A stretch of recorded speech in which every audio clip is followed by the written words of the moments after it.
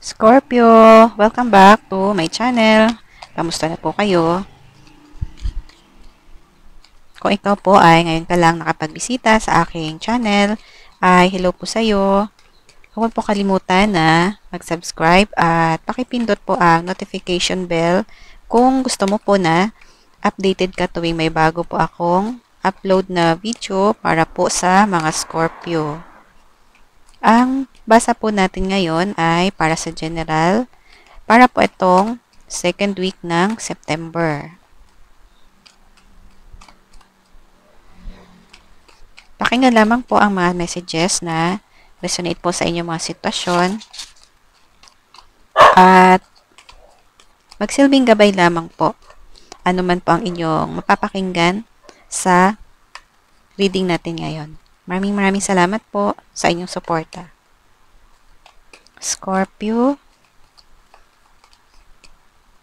Scorpio.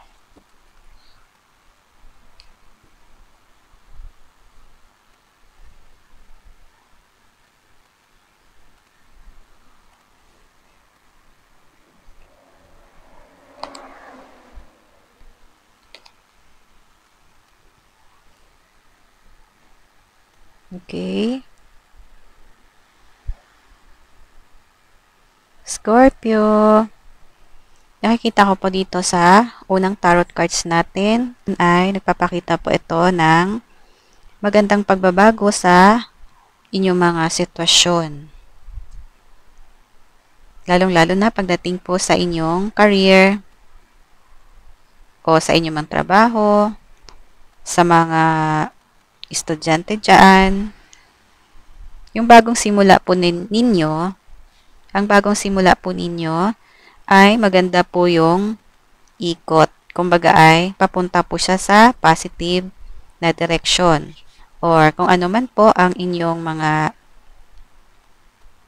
ginagawang pagsusumikap ngayon, ay magkakaroon siya ng positive na direction. Ayan po.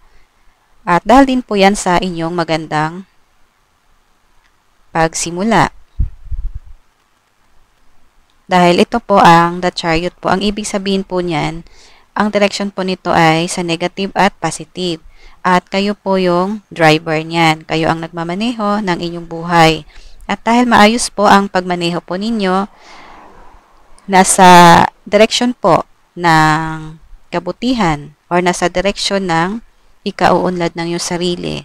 Ay, kaya po ito nagpapakita na ang inyong direction ay papunta po sa magandang resulta o sa mga swerte na sitwasyon.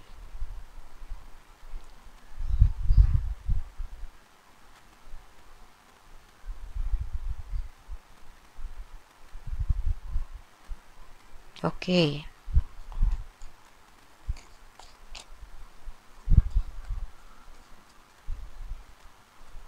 Kayo po ang driver ng inyong sariling buhay at nakadepende po yan sa inyo kung paano po ninyo imaneho ng maayos ang inyong buhay.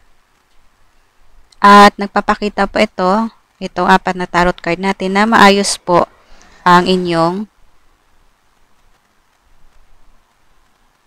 pag-usad. Maganda po ang inyong simula.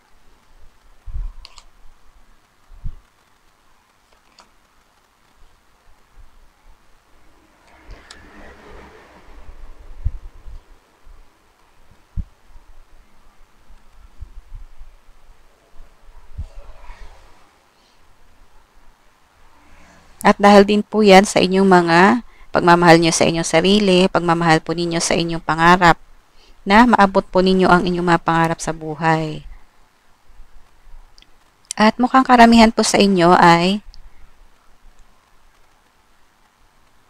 nagkakaroon po ng magandang pagbabago sa inyong mga sitwasyon.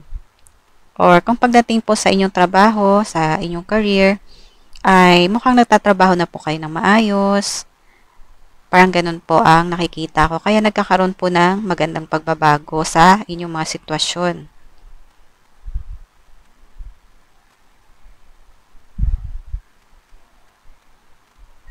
Kung noon po siguro ay hindi po kayo ganun kaseryoso, pagdating sa inyong mga studies. Example lang po, sa inyong pagtatrabaho, hindi po kayo ganun kaseryoso noon.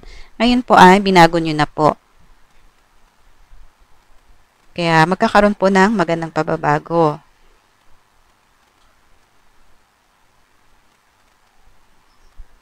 Ang mga may trabaho po ay magkakaroon ng magandang stability, lalong-lalo na po pagdating po sa inyong financial.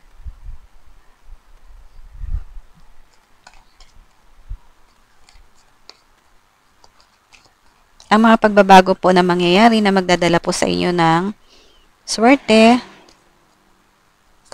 ay dahil din po sa inyong mga action na ginagawa. Dahil meron po kayong gusto. Gusto nyo makaipon ng sapat na savings. Gusto nyo maging stable pagdating po sa inyong financial. At mukhang ito po yung gusto ninyo sa inyong future. Kaya po, binago na po ninyo ang pagmaneho po ng inyong buhay. Kung noon parang hindi po kayo ganun kaseryoso sa inyong mga direksyon sa buhay, ngayon po ay binago nyo na. So, pwedeng kayo ngayon ay medyo nag-mature ng inyong isip para po sa ibang Scorpio. Lalo-lalo na po sa mga estudyante pa lang. Siguro, nung naging senior high school na kayo, naging college na kayo, ay nakapag-isip na po kayo ng mas magandang pagbabago dahil meron po kayong mga pangarap na maganda para po sa inyong future. Ayun. At yan po ang magdadala sa inyo sa bonggang pagbabago sa inyong mga sarili.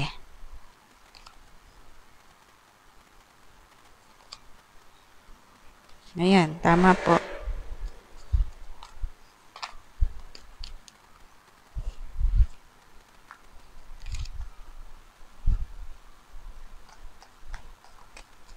Ayan, tama po. Marami po kayong ginawang pagbabago sa inyong sarili.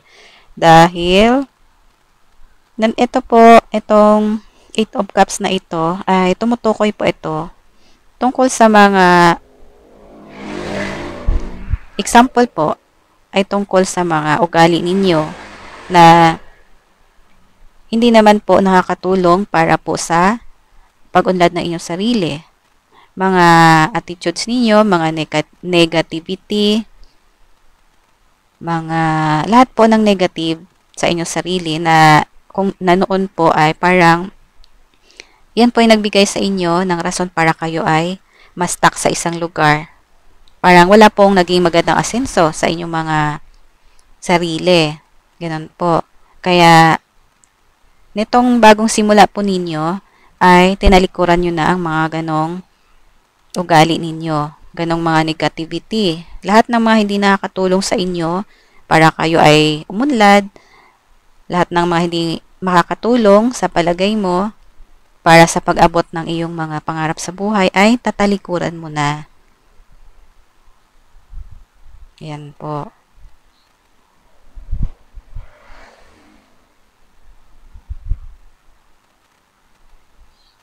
At yan po ang mga napag-isip-isip po ninyo, nagbigay po sa inyo ng mental clarity. Or may mga bagay or sitwasyon na nagbigay po sa inyo ng mental clarity para po sa pagbabago na gagawin po ninyo. Marami po kayong gagawing pagbabago sa inyong mga sarili na magdadala po sa inyo sa swerte po. At ang mga pagbabago na ginagawa po ninyo sa inyong sarili or nasimulan nyo na ngang gawin dahil meron na po kayong ginawang movement, nakapagsimula na po kayo. Yan po ang magbibigay po sa inyo ng success. Nagpapakita po ito na maganda po ang inyong patutunguhan dahil po sa maayos po ninyo na pagmaneho ng inyong buhay. At yan po ang mga pagbabago na ginagawa mo or gagawin mo na ngayon para sa iyong sarili. Marami kang tatalikuran na mga bagay-bagay na hindi nakakatulong sa iyo. Ayan. So, pwedeng nag-mature na po kayo. Nagkaroon na kayo ng malaking mga realizations sa inyong buhay na nakapag-isip-isip po kayo na babaguhin nyo na ang lahat para po sa inyong mga pangarap sa buhay, para po sa inyong magiging future. Pwede nga iba po sa inyo, balang araw, kung kayo po ay makapagtapos na kayo ng inyong career, ng inyong pag-aaral, at kung kayo ay nag-aaral ng mabuti, example lang po yan sa mga estudyante, ay meron pong kasiguraduhan para sa inyong success na makakamit po. Ito po, nagpapahiwatig po ito ng success. Success sa inyong mga manifestation sa buhay. Pwede nga iba po sa inyo, may pangarap po kayo na balang araw ay gusto mong mag-abroad, may mag-migrate sa ibang lugar. Gusto mo na umalis din ng Pilipinas, gusto mo maiba naman po ang iyong paligid. Yan po ang inyong mga pangarap sa buhay. Kaya ipagpatuloy nyo lang po yung pagbabago na napag-isip-isip ninyo at ginagawa nyo na po ngayon.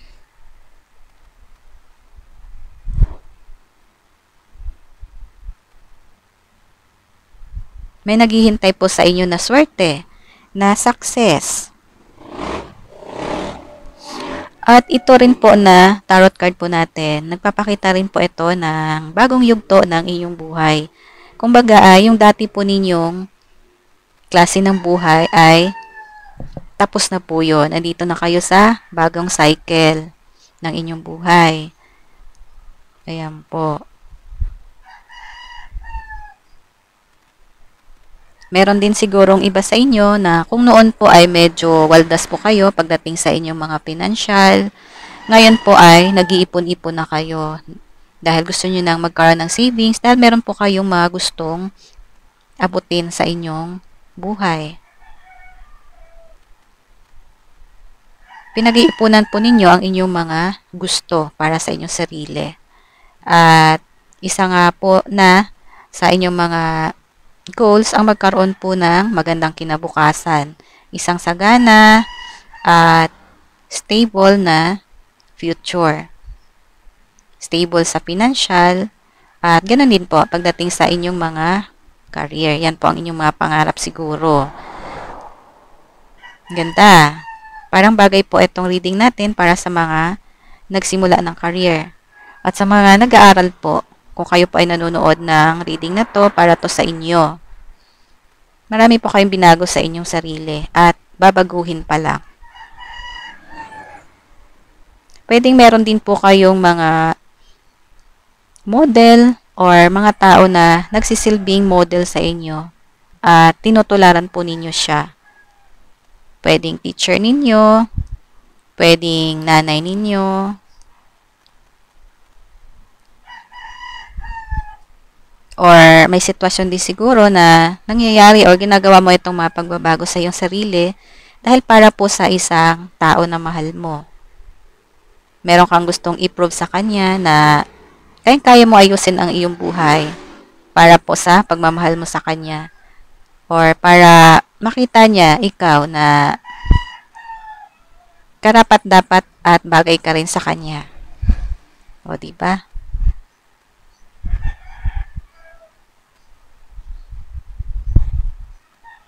Para sa mga may love-love dyan, mukhang gustong-gusto po ninyo itong person na to. At inaayos po ninyo mabuti ang inyong sarili. Pinaghahandaan na ninyo ang inyong future para po sa tao na mahal ninyo.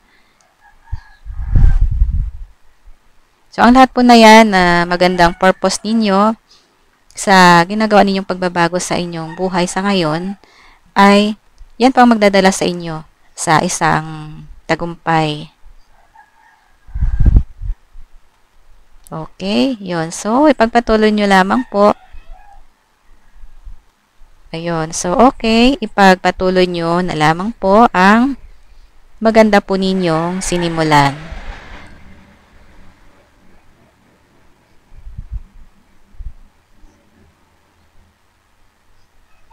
Ang pag-aasenso po sa buhay ang pagtatagumpay ay syempre po, nagsisimula po yun sa pagbabago sa inyong sarili. Okay. Ganda. Gusto ko tong reading na to para sa mga Scorpio ngayon.